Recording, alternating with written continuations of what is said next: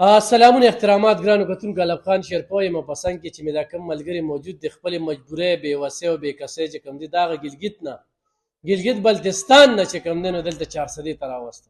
الله دې څوک نه مجبوره کوي، الله دې څوک نه بې وسه کوي. باقاعده چې کوم دی نو یو مفتی صاحب چې کوم دی نو حضرت مولانا قاضي نثار احمد صاحب اول یو فتوا هم ورکړې ده او په فتوا کې هغه دا تصدیق کوي چې دی واقعي غریب دی. اوس په تاسو وایي چېرې د ګلګت بلتستان په سړي باندې تاسو څنګه اعتماد کوئ؟ تاسو هغه دې قوم ته څنګه راوړاندې کړ؟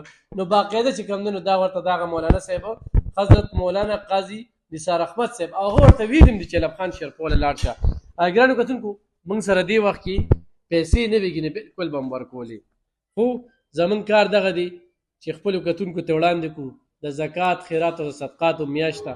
دغه ورور هم پکې یاد وساتئ د الله په نامه ورته ولېږئ. دا و چې جامع احیاء العلوم پړی بنگلا شمالی علاقه جا ضلع گلگت دا چې کوم دی نو په 28/9/2024 باندې دلته دا لیکل شوي دي. भाई आपका नाम क्या है؟ शमसुद्दीन। शमसुद्दीन। बच्चे कितने हैं? 5 बच्चे हैं। बच्चे आप तो बिल्कुल ठीक ठाक पेट पाट है, तो मजदूरी वगैरह क्यों नहीं करते? बस वो मजदूरी भी करते हैं, लेकिन वो भाई का बीमारी में तकरीबन कम से कम 2-3 साल अल-शफा अस्पताल में इलाज करवाया। उसके बाद तो डेट हो गया। बाद में उसके फिर 10 बच्चे भी मेरे पास है, तो यतीम बच्चे हैं। उसके ऊपर फिर कर्जा आ गया है कोई 70-80 लाख रुपए। अभी कर्जा भी नहीं दे सकता हूँ। घर में छोटे बच्चे हैं, उनको भी पालना मुश्किल होता है, तो इस वजह से फिर बहुत परेशानी में। क्या बीमार था? वो गुर्दों में कैंसर था, दोनों गुर्दों में डायलिसिस हो रही थी। उसके बाद उसको सुई लग जाती थी। अल-शफा अस्पताल में रेफ़र किया था उसको। ये रेफ़र फॉर्म भी इधर है, तो उस वजह से बस बहुत परेशानी हालत में। अभी 5 बच्चे मेरे 10 उसके हैं। तो आपका नंबर क्या है?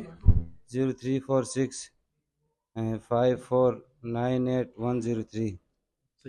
ګرانو کتونکو خو ډېرې خبرې مو کو نو د امداد طلب کو یو د امداد طلب چې کو نو 0346 54 98 103 په دې باندې زی پیسې اکاونټ دی ستاسو یو روپۍ لس روپۍ او یا تیا لکه قرضدار تاسو به چې غروغ رمټ مزدوري ولې نه کوي. خو نن سبا د بل کور ساتل دا ډېر ګران دي. دا غرور ورته لس بچیم پاتې شو، د هغه به 50 پیته یا لکه چې کم دی نو قرضم راله. خدای دې مومن مسلمان د ګردو د ډایلاسیس او د رن نو ساتي. د دې قرضدارۍ په وجه باندې چې کم دی نو دې کیمرې ته مجبوره دي چې زه خو بچیو ساتم، خو د هغه قرض به څنګه خلاص؟ 8-9 महीने हो गए, घर भी नहीं गया हूँ। उधर गया तो वो लोग कह रहे हैं, कर्जदार कह रहे हैं आपको बच्चों को पकड़ के ले जाते हैं, कोई कह रहे हैं आपको बच्चों को उठा के ले जाते हैं, आप हमारे पैसे दे दो। हमारे पास पैसे नहीं है, तो अभी किधर से दे देंगे, बस परेशानी में। हाँ बिल्कुल। अभी इसके साथ एक दोस्त आया है कारी है, वो भी कह रहे हैं कि 8-9 महीने से ये घर नहीं गए, अपने इलाके पे नहीं गए।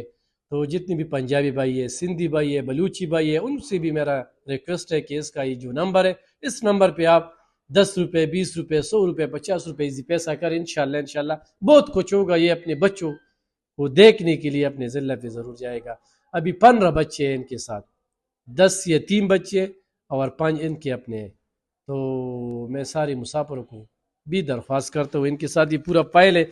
और मुंग पुख्तों की खबर रखूँ कि नवीला मुला او گردن سوي د مولا کنه نو مولانا صاحب چې کوم دی نو دا هغه فتوا ورکړې ده، دا تصدیق کوي چې دی قرضدار دی، په د باندې پیسې دي، د انتخابي چې کوم دی په مشکل کې دی وخت کې ژوند تېروي او د دغې په وجه باندې دی وخت کې ستاسو زکات د خیرات د دې چې کوم دی نو حقدار ضرور ستاونه کوي.